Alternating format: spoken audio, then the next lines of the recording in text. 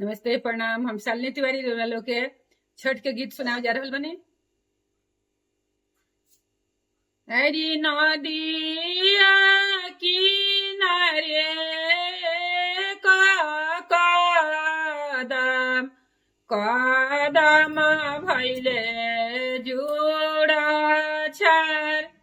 कदम भैले जुड़ा छर ताही कदमे सुतेले कवन देव गोळे मुळी चादर तन गोळे मुळे चादर तन पैसी जागरेली कवन दे उठी सामी हो गईले बिहान उठी सामी हो गईले बिहान उठी सामी करी दतुवनिया भइले अरघिया के बेर भइले अरघिया के बेर भोरा भइले मोरवा बोले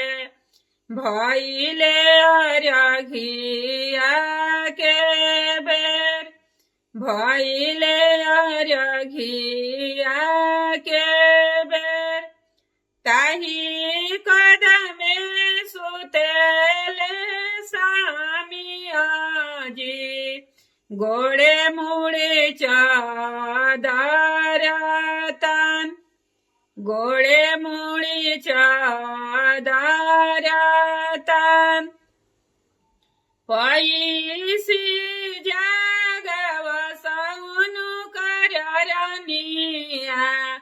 उठी सामी हो गईले बिहान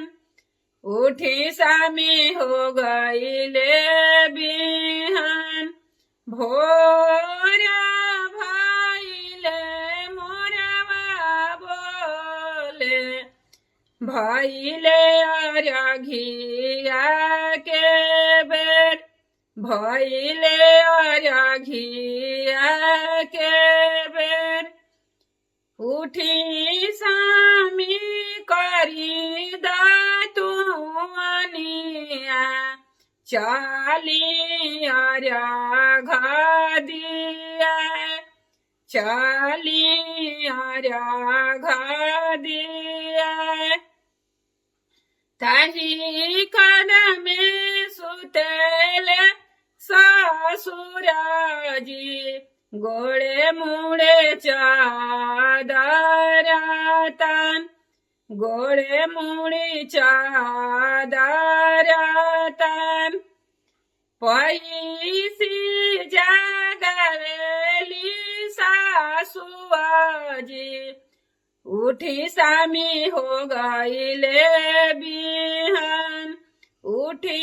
सामी करी दतुवनिया